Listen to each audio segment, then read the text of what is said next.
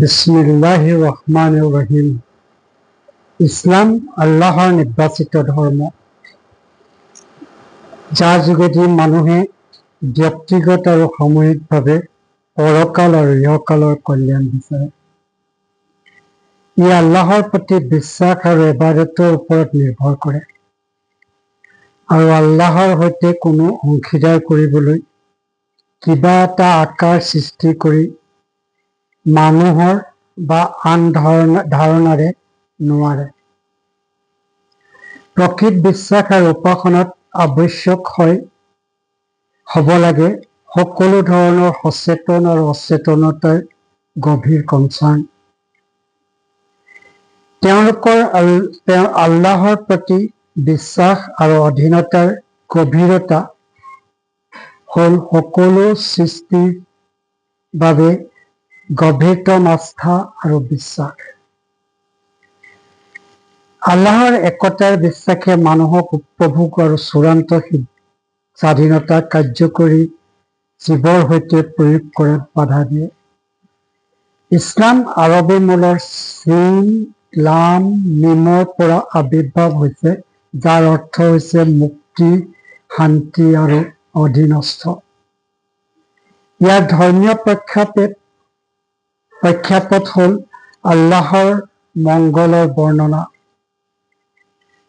বিশ্ব ব্ৰহ্মাণ্ডৰ ধমনীৰে প্ৰবাহিত হয়।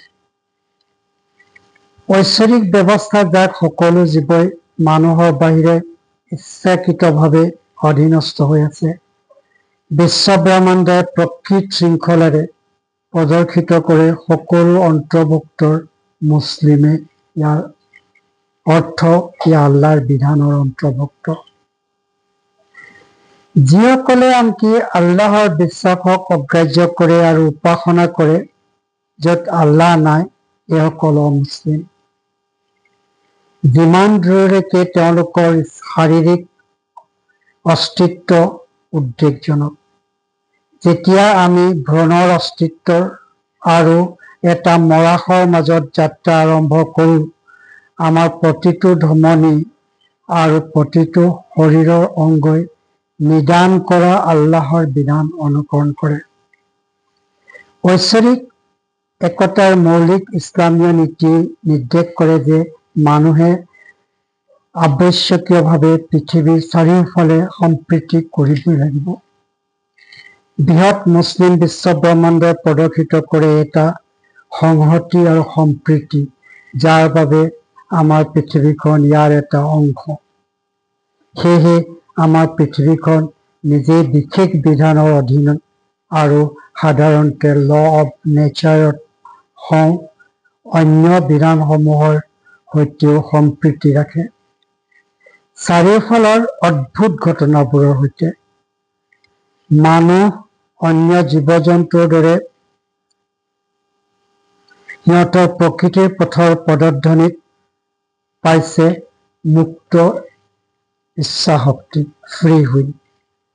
আমি স্বাধীনতাৰ উপহাৰ বহন কৰোঁ আৰু দায়িত্বৰে আমাৰ জীৱন প্ৰকৃতিৰ সৈতে সম্প্ৰীতি ৰাখোঁ। সম্প্ৰীতিৰ পথো আমাৰ গুণ, গৰিমা আৰু উন্নতি আছে। এই পথৰ ওপৰত আল্লাহে মানুহৰ প্ৰকৃতি সৃষ্টি কৰিছে। ৰোমৰ আয়াত 30ত উল্লেখ কৰিছে, এতেকে তুমি একাগ্ৰভাৱে দিনৰ প্ৰতি তোমাৰ মুখ পোন কৰি ৰাখা।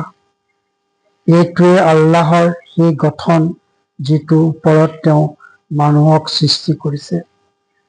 আল্লাহৰ সৃষ্টিৰ কোনো পৰিৱৰ্তন নাই। এইটোৱেই সঠিক ধৰ্ম, কিন্তু অনেকে তাক বুজিব নোৱাৰে।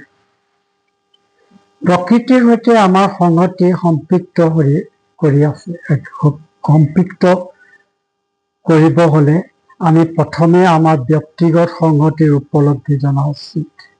তাকে কৰিবলৈ হ'লে আমি আমাৰ মুক্ত ইচ্ছা, ফ্ৰী হুইল, আমাৰ শক্তিসমূহত প্ৰয়োগ কৰিব লাগিব। উদাহৰণস্বৰূপে শক্তিসমূহ হ'ল অভিলাষ, চিন্তা ভাৱনা আৰু কৰ্মসমূহ, যাতে আল্লাহে প্ৰতিষ্ঠা কৰা সীমাৰ ভিতৰত থাকে। যদি এই সীমাৰ সৈতে পৰিচয় নহয়, আমি অন্যৰ সম্পত্তি বেদখল কৰিমেই, আমি অনৈতিক যৌন সম্বন্ধ বিচাৰিমেই, আমি অন্য পাপ কাম কৰিব আসক্ত হমেই, আমি আমাৰ বুদ্ধি হত্যাত গুৰুত্ব নিদি এনে সীমা নুবুজিলে আমি অন্যক ঠগ প্ৰবঞ্চনাত লিপ্ত হমেই। আমি আমাৰ ক্ষমতা পৰীক্ষা কৰি থাকিব লাগে। আল্লাহৰ বুদ্ধি হত্যা জ্ঞানেৰে ব্যৱহৃত আৰু আমাৰ অভিলাষ আৰু খং বিধিগত আচৰণ আৰু মাধ্যমেৰে সংযত ধৰি ৰাখিব লাগে। তাৰোপৰি আমি মনত ৰখা উচিত যে আমি সামাজিক জীৱ।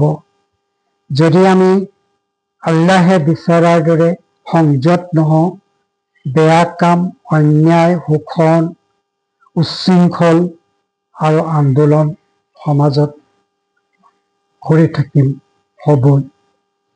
বেয়া কাম আৰু উচ্ছৃংখলতাক আল্লাহে অনুমোদন নিদিয়ে, বৰং এইটো আল্লাহৰ ইচ্ছা যে আমি শান্তি আৰু ন্যায়েৰে বসবাস কৰোঁ।